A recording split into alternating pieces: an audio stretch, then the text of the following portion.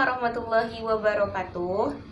Kami dari kelompok 9 Sejarah Australia akan mempresentasikan materi dengan judul Papua Nugini di bawah administrasi Inggris dan kemerdekaan Papua Nugini. Kelompok 9 terdiri dari saya, Hasyiratul Hikmah sebagai moderator dan pemateri, Hilma Rosdiana sebagai pemateri, Dina Mawadah sebagai pemateri, Tasmen sebagai pemateri, dan Gandhi Wahyudi sebagai pemateri. Namun, pada kesempatan kali ini, Saudara Gandhi tidak dapat menyampaikan materi dikarenakan sedang sakit.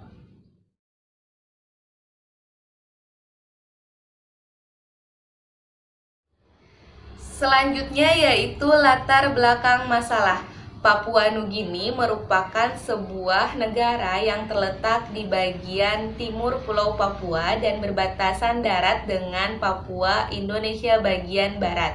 Papua Nugini juga berbatasan dengan Australia dan negara-negara Oseania bagian selatan, timur, dan utara. Papua Nugini beribu kota di Port Moresby. Port Moresby merupakan ibu kota terbesar.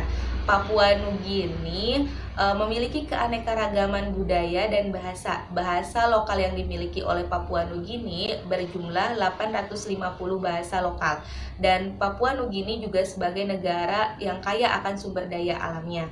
Akan tetapi, walaupun demikian, ternyata Papua Nugini memiliki beberapa kendala. Kendalanya yaitu eksploitasi yang begitu rumit, infrastruktur bangunan yang begitu mahal, persoalan perundang-undang, dan juga kepemilikan tanah yang belum memiliki status kepemilikan. Sejarah Papua Nugini berawal dari Jerman yang menguasai Papua Nugini pada tahun 1884.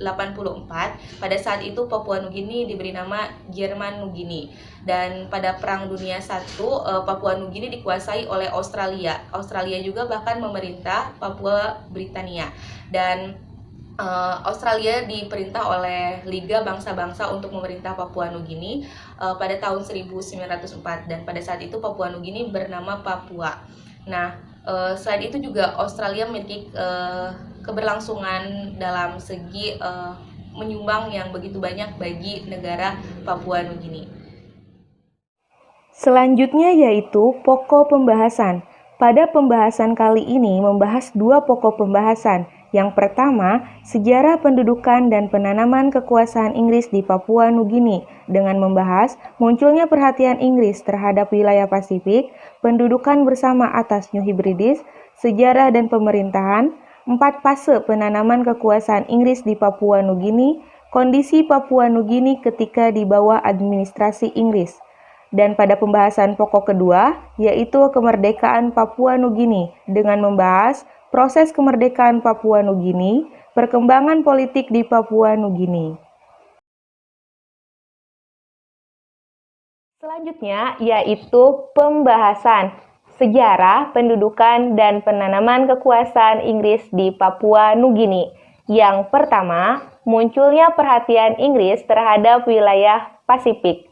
Asia Pasifik merupakan sebuah kawasan yang meliputi pesisir Asia Timur, Asia Tenggara, Australisasi, dan negara-negara pesisir Samudra Pasifik. Selain cakupan letak geografis, anggota Asia Pasifik juga ditentukan dengan adanya kerjasama antara negara luar. Kerjasama ini dilakukan melalui kerjasama ekonomi Pasifik. Dengan banyaknya negara-negara lain yang memiliki kepentingan di kawasan Asia Pasifik, tentunya memicu terjadinya kompleks permasalahan yang terjadi di kawasan Asia Pasifik. Permasalahan yang terjadi di kawasan Asia Pasifik yaitu munculnya ancaman stabilitas keamanan wilayah. Keamanan Asia Pasifik dijadikan sebagai barometer terhadap stabilitas global. Hal ini dikarenakan kawasan Asia Pasifik potensi kebangkitan ekonomi dan politik sudah muncul menjadi sebuah aset besar yang berpotensi sebagai suksesnya pembangunan ekonomi dan politik global di masa depan. Oleh karena itu, banyak negara lain yang memperhatikan kepada kawasan Asia Pasifik. sehingga kawasan Asia Pasifik menjadi pusat perhatian negara-negara lain.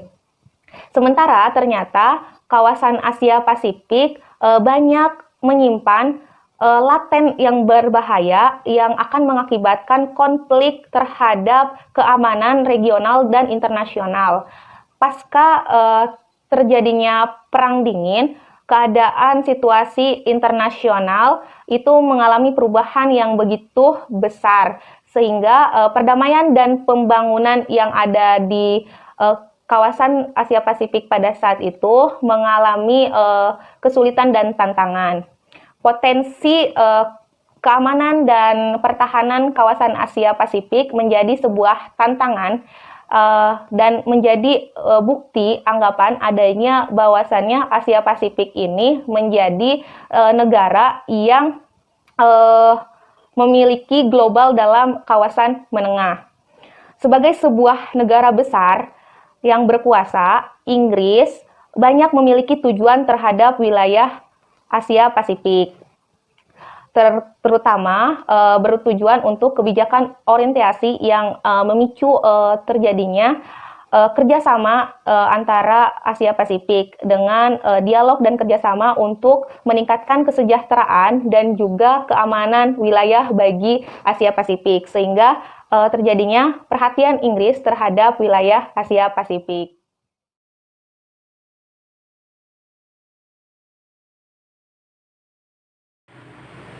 Yang kedua ada pendudukan bersama atas New Hebrides, di mana Kepulauan Hebrides baru atau New Hebrides ini terletak di Pasifik Barat Daya yang diurus bersama oleh Prancis dan Inggris selama 74 tahun, di mana pada penjajahan dan perjuangan kemerdekaan Vanuatu ini partai politik pertama didirikan pada awal 1970-an dan awalnya disebut dengan Partai Nasional New Hebrides. Salah satu pendirinya adalah Pastor Wilton Birini, yang kemudian Falston ini menjadi Perdana Menteri dan berganti nama menjadi Pati Vanuatu pada 1974. Kemudian partai ini kemudian pada Agustus 1980 ini pemerintah ini mengirimkan pasukan untuk meminta bantuan kepada Papua Nugini karena kegiatan teroris di Santo meningkat dan awal eksploitasi minoritas mulai berdatangan pada 1893, tapi upaya konferensi sering gagal terlaksana. Nah, kemudian mereka bertambah dan diizinkan untuk menginjili. Kemudian pada 1888 mereka ini mendatangani perjanjian, di mana pada 1906 ini Inggris dan Prancis ini mendirikan kondominium dari New Hebrides ini, yaitu sebuah konstruksi kolonial. Nah, kemudian pada tahun 1958 sebuah dewan pertimbangan didirikan meningkatkan harapan penduduk lokal yang penjualan tanah akan dihentikan dan kolonialisasi pun dimulai. Tetapi berharap hal tersebut cepat terjatuh. Pada tahun 1959 Presiden de Gaulle menyatakan bahwa Prancis akan tetap mengontrol dan memegang kendali atas wilayah Pasifiknya, sedangkan penduduk dan ekonomi dari Vanuatu sebagian besar adalah bangsa Melanesia, tetapi terdapat beberapa kelompok kecil bangsa Mikronesia, Polinesia, dan orang-orang Eropa. Bahasa yang digunakan adalah bahasa Inggris dan bahasa Prancis sebagai bahasa resmi negara. Kemudian pada tahun 1880-an Prancis dan Inggris ini mengklaim wilayah tersebut sebagai wilayah kenegaranya. Dan kemudian pada 1906 ini mereka sepakat untuk bersama-sama mengelola New Hebrides sendiri. Sebagai gerakan kemerdekaan muncul pada 1970-an dan Republik Vanuatu diciptakan pada tahun 1980. Vanuatu sendiri adalah tempat lahirnya aliran kultus kargo yang berkembang di beberapa kepulauan di Pasifik selama Perang Dunia II. Nah, selanjutnya ini yang ketiga ini ada sejarah dan pemerintahannya, di mana hanya sedikit yang diketahui mengenai sejarah Vanuatu. Setelah Vanuatu banyak dikunjungi oleh penjajah bangsa Prancis dan Inggris pada akhir abad ke-18, Kemudian para pendeta, misi pedagang dan menguasai perkebunan berbangsa Prancis dan Inggris ini mulai berdiam di sana atau menetap. Dan kemudian untuk melindungi jiwa dan harta para penetap ini, pemerintah Inggris dan Prancis ini mendirikan Komisi Angkatan Laut bersama di wilayah pada mendirikan Komisi Angkatan Laut bersama pada tahun 1887. Penggabungan pemerintahan Inggris dan Prancis ini atas kepulauan ini dilaksanakan pada tahun 1906. Mereka baru diperoleh memiliki Dewan Perwakilan Rakyat pertama pada tahun 1975. Setelah itu segala kejadian berlangsung dengan cepat dan sebuah konstitusi untuk kemerdekaan ini dirancang pada 1979 dan disetujui oleh pemerintahan Inggris dan Prancis. Tidak lama sebelum kemerdekaan, beberapa kelompok yang berselisih di Espiritu Santo dan Tanah ini mencoba memisahkan dari bagian negara yang selebihnya. Terus kekacauan itu terjadi dan dipadamkan oleh kemerdekaan yang tercapai pada tahun 1980. Terus berdasarkan konstitusinya ini, Vanuatu adalah negara republik. Presiden adalah sebagai kepala negara, sedangkan Perdana Menteri yang bertanggung jawab kepada lembaga negara adalah kepala pemerintah. Terdapat Dewan Daerah Khusus di Espiritu Santo dan Tanah. Parlemen ini terdiri dari 30 orang yang bertanggung jawab membuat undang-undang. Anggota dipilih oleh rakyat untuk masa bakti selama 4 tahun, dan parlementer bersama-sama Dewan Regional memilih presiden dengan masa bakti 5 tahun sama seperti di Indonesia. Sekian. Assalamualaikum warahmatullahi wabarakatuh. Yang selanjutnya itu penanaman kekuasaan Inggris di Papua Nugini. Yang pertama itu kekuasaan legislatif, yang dimana di Papua Nugini ini kekuasaan legislatif dipegang oleh parlemen. Nah, untuk menjadi anggota parlemen ini dipilih dalam pemilu untuk bertugas selama 5 tahun. Nah, pemilu yang diadakan paling terakhir itu pada bulan Juni sampai Juli 2012 lalu.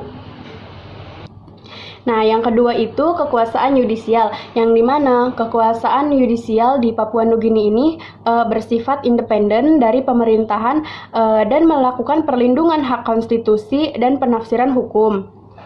Yang selanjutnya itu kekuasaan eksekutif, yang dimana politik Papua Nugini ini terjadi dalam satu struktur perwakilan demokrasi multipartai di parlemen, di mana perdana menteri adalah perdana menteri ini sebagai kepala pemerintah. Nah, kekuasaan eksekutif dilakukan oleh pemerintah. Kekuasaan legislatif ini berada di tangan parlemen, sedangkan kekuasaan yudisial ini adalah badan yang independen dari kekuasaan eksekutif, dan kekuasaan eksekutif yang melindungi konstitusi, termasuk kebebasan untuk berpendapat, kebebasan memeluk agama, kebebasan pers. Untuk kepala negara, kepala negara persemakmurannya itu adalah raja dan ratu, yang dimana raja dan ratu ini dari Inggris yang diwakili oleh seorang gubernur jenderal yang bertindak atas nasihat dari perdana dan kabinet, yang dimana gubernur jenderal tersebut dipilih oleh parlemen.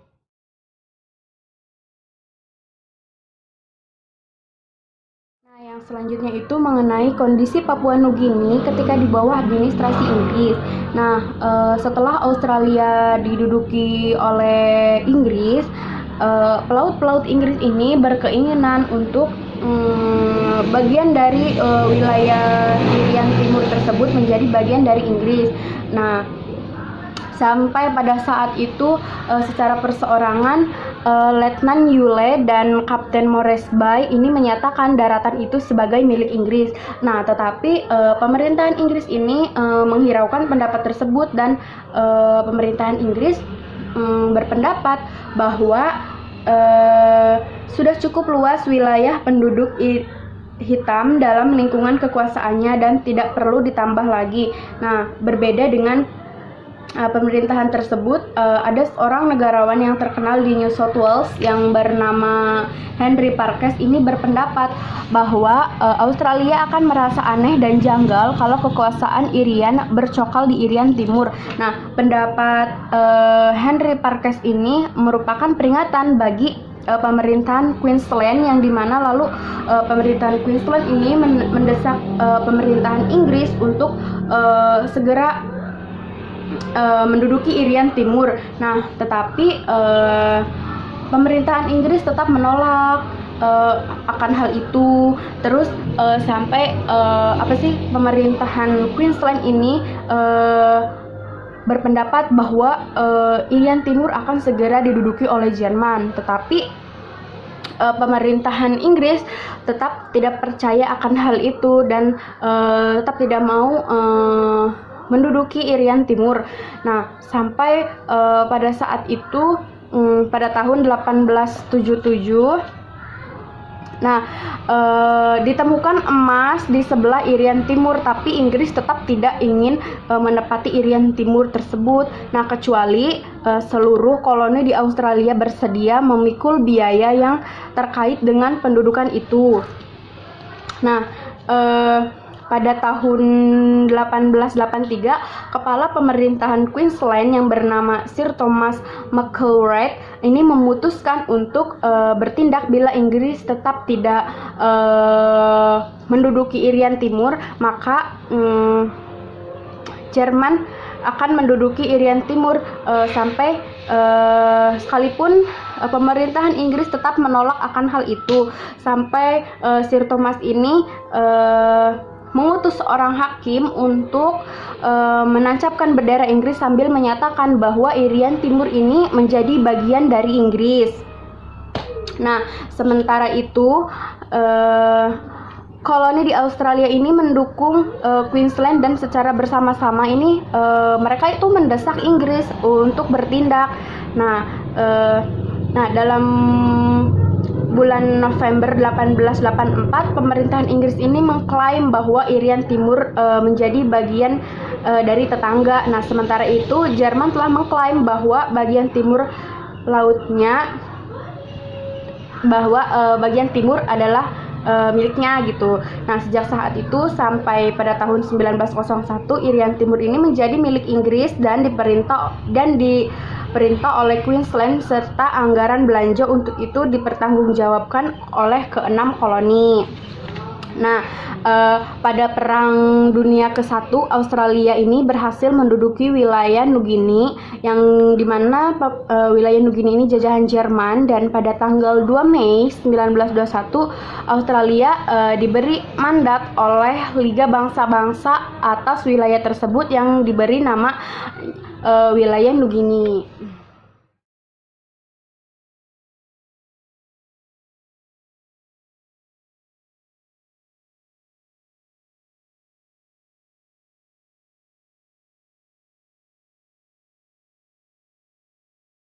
Selanjutnya saya akan menjelaskan mengenai proses kemerdekaan Papua Nugini. Saat Papua Nugini hendak mencapai kemerdekaan, peralatan perang ditinggalkan dan diletakkan untuk digunakan dalam mengembangkan Papua Nugini. Bahkan hingga saat ini masih terlihat banyak pondok dari Perang Dunia II yang masih berdiri. Namun dampak utama dari perang terbukti pada bidang sosial dan juga bidang politik. Jepang mengebom Port Moresby berulang kali pada tahun 1942, yaitu pada awal Perang Dunia II. Jenderal Douglas MacArthur bersama pasukan sekutu membuat markas utama sementara di Port Moresby. Ketika perang berakhir pada tahun 1945, desa Motukoitabu hancur akibat perang. Mereka membangun tempat penampungan sementara dan dengan perlengkapan perang yang ditinggalkan. Di akhir 1940-an, Australia membantu mereka membangun kembali Hanua Bada. Selama Perang Dunia II, pasukan Jepang melintasi Stanley Owen dan bergerak menuju sepanjang jalur Kokoda sebelum pasukan Australia menghentikan mereka di pegunungan Imita dekat Sogeri pada September 1942. Setelah perang, bangunan-bangunan sementara di Sogeri diubah menjadi sebuah pusat pelatihan. Pasukan Jepang menguasai Rabaul pada 23 Januari tahun 1942 dan menjadikannya sebagai basis utama untuk Pasifik Selatan selama Perang Dunia II. Pasukan sekutu mengebom secara bertubi-tubi wilayah Rabaul, tetapi tidak mencoba untuk merebut kembali Rabaul. Tentara Jepang merebut Kavieng pada 23 Januari 1942. Mereka menjadikan daerah Kavieng sebagai pelabuhan utama dan pangkalan pesawat. Pengeboman yang dilakukan oleh sekutu membunuh banyak penduduk, seperti halnya yang dilakukan oleh Jepang. Selanjutnya, tentara Jepang mengambil alih Sepik Timur pada tahun 1942, itu pada bulan Maret, awal Perang Dunia II. Pertempuran antara pasukan sekutu dan Jepang mengakibatkan kerusakan berat di distrik Wewak dan Maprik pada April 1944. Jepang menyerah di Tanjung Wong pada bulan September 1945. Kemudian, tentara Jepang merebut kota Madang pada 1 Mei 1942. Pasukan sekutu merebut kembali Madang pada 24 April 1944. Dua titik balik pertempuran Perang Dunia II di Teluk Milne pada tahun 1942 dalam pertempuran Laut Koral, yaitu 5-8 Mei. Angkatan Laut Amerika dan Australia berhasil memukul mundur kapal Jepang yang bermaksud menyerang Port Moresby. Pada 7 September, tentara Australia memaksa Jepang melepas Teluk Milne setelah 12 hari pertempuran besar di daerah Alotau. Kemenangan itu merupakan kemenangan pertama untuk sekutu di Pasifik. Selanjutnya, masuknya ekspatriat ke Papua New Guinea, terutama Australia, memicu pertumbuhan ekonomi yang cepat. Ekspatriat tumbuh dari sekitar 6.000 hingga mencapai lebih dari 50.000 pada tahun 1971.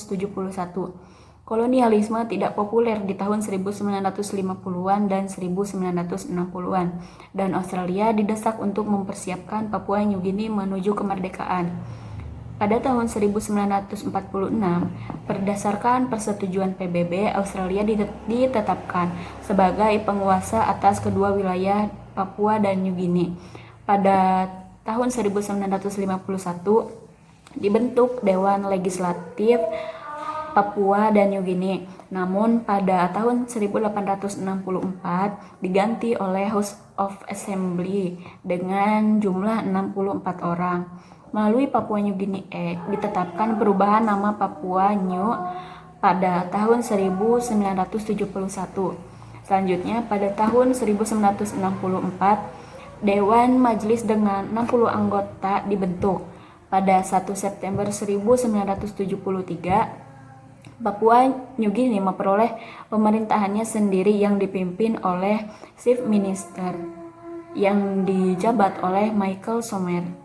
Kemudian pada 16 September 1975, Papua New Guinea memperoleh kemerdekaan penuh dari Australia dan selanjutnya menjadi anggota Persemakmuran. Pada tanggal 10 Oktober 1975, Papua New Guinea diterima menjadi anggota PBB sebagai anggota ke-142.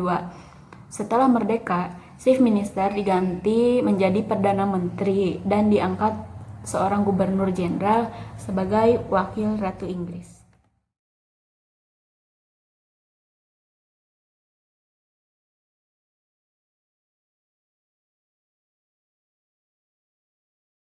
Baik, selanjutnya saya akan menjelaskan mengenai perkembangan politik di Papua New Guinea. Yang pertama, sistem politik. Sistem politik yang berkembang di Papua New Guinea yaitu sistem parlemen.